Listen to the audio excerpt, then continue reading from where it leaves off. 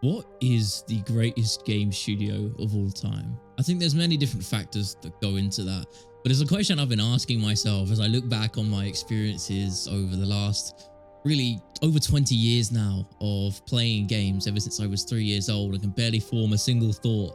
And as I'm older now, more experienced, maybe a little bit wiser, not entirely though, I would say that I think there's many arguments to be made, but I think one that sits in my mind at the forefront, and when I made my little notes on my screen of 5 or 6 studios, the first one that came to mind was always going to be From Software. I think with what they've made, what they've developed, and I think their overall design philosophy and approach towards game development in every facet, they are the pioneers of this industry in so many different ways, namely through, of course, Dark Souls and formerly Demon Souls, a series I've spoken at length about my love for and its influence on me in terms of understanding growth, understanding challenge, and what makes a game compelling, and how challenge itself can work as a reward system and function as the backbone of a gameplay loop. There's so many different reasons. Art direction as well. I mean, Elden Ring, I think, is a magnum opus in every sense of the word, or 2 words, should I say.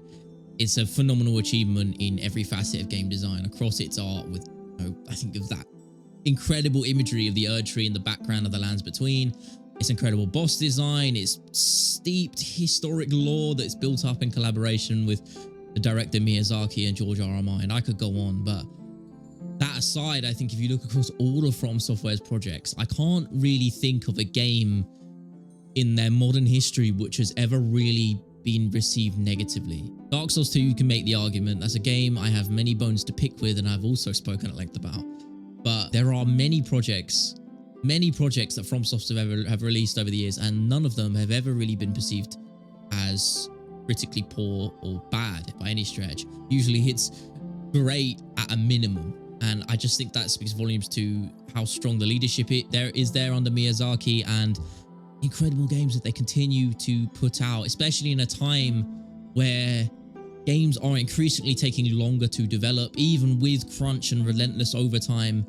Companies like Naughty Dog, which I think are probably the most egregious at it, spend entire console generations just to make a single game. You know, they'll do Uncharted 4 and then there'll be a however many long, 5-6 year gap to their next game in The Last of Us Part 2, which was of course polarizing for so many people.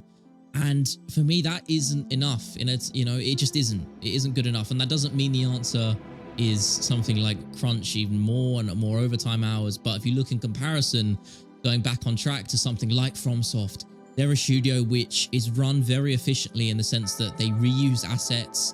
Their whole approach to creating assets and making games are structured in a way where they can reuse a lot in terms of gameplay mechanics and also visuals. They can recycle and be very efficient in their development. And that's why we've seen such a short turnaround in their projects. I mean, it's rarely anything longer than a 2 to 3 year period between, their major releases, which I think is such an oppressive feat now more than ever, as games, as I said, get more and more taxing and expensive and take longer to actually create. And I think for that reason, FromSoft would always be at the forefront for me. And I think the only company or studio I would have said that's ahead of them until the last few years was something like CD Projekt Red, because of the impact that they had on me with, of course, The Witcher 3. I think I, like so many other people, like many of you listening or watching, were probably only introduced to CDPR through The Witcher 3. That was really their groundbreaking project.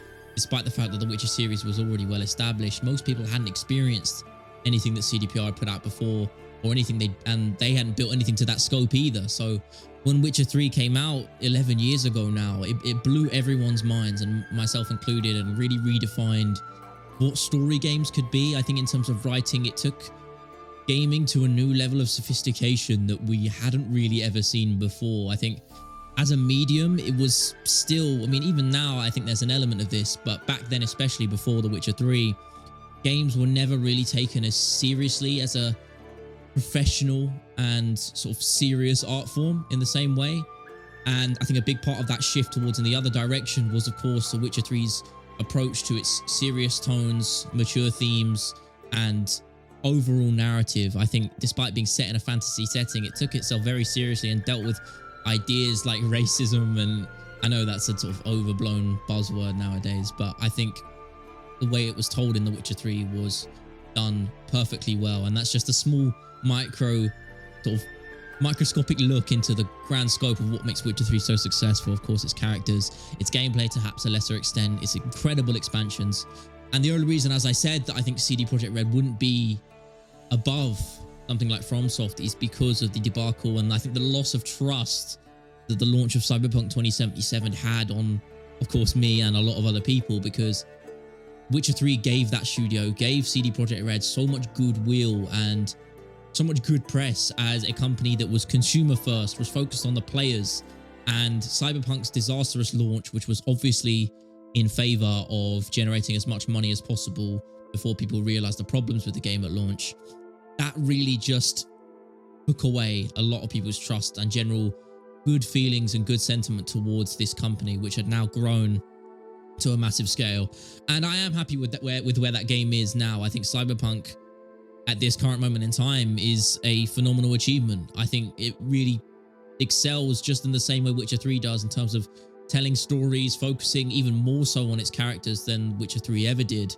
And yeah, its overall narrative wasn't as impressive in my opinion, but gameplay wise, of course, art direction wise, with Night City and this incredible sprawling dystopian metropolis they had built and handcrafted, there's so much things to love about Cyberpunk, and for that reason I have to put them in this list, or short list should you say, and I'm sure there's many I will obviously forget.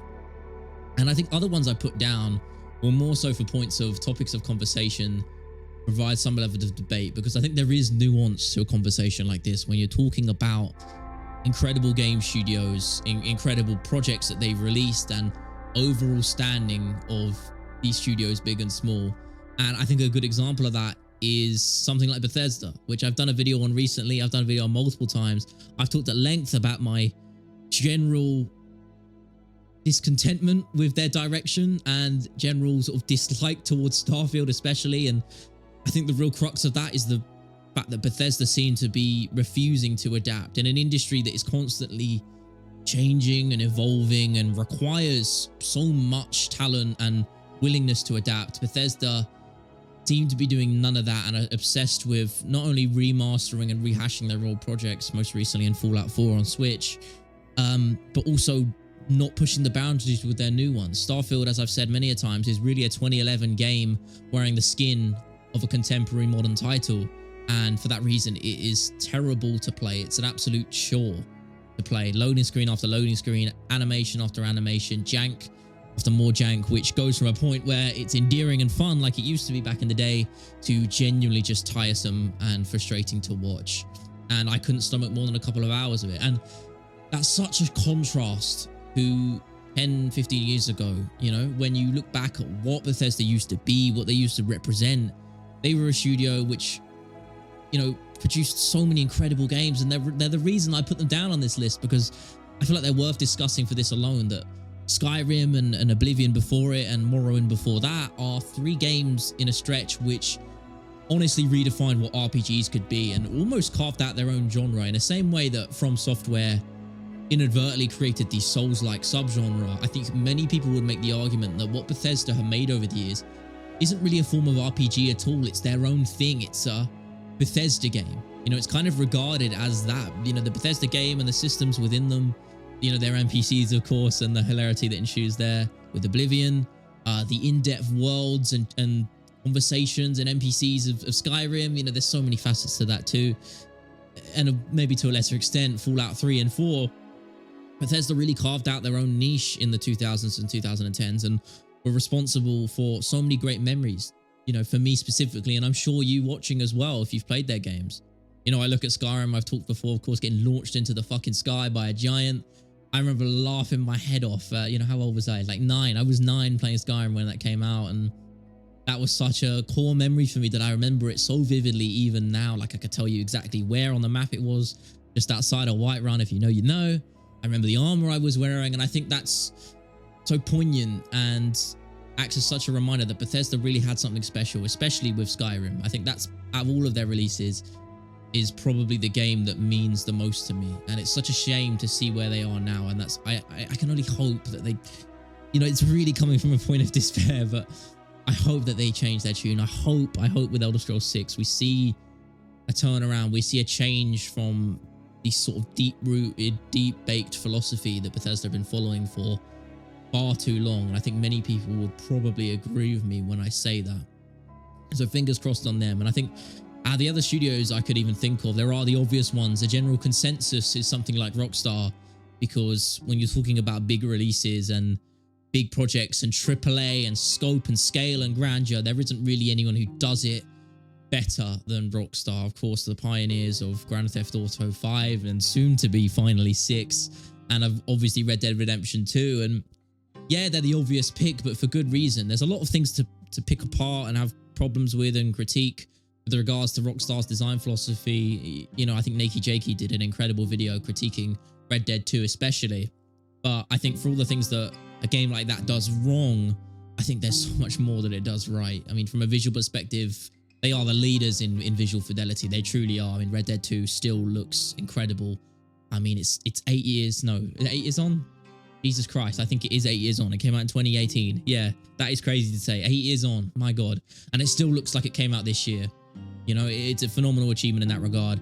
And of course, from a story perspective, I talked about the impact The Witcher 3 had. I think you could say very much the same for something like Red Dead Redemption 2. I mean, Arthur Morgan stands to me as probably the greatest protagonist in gaming history. I can't think of anyone better than him, truly. I mean, he's one of the most multifaceted, intimate, and kind of relatable in many ways characters to ever be put into this medium that we love and adore. And I think he's responsible, and obviously the writers in the Rockstar room are also so responsible for moving the boundaries of what's possible with gaming and changing the general perception, as I've said, of an industry that used to be mocked to perhaps a lesser extent and also not taken as seriously, to now something which is really, really treated as a serious art form, rightfully so. And I think Rockstar are a huge part of that too.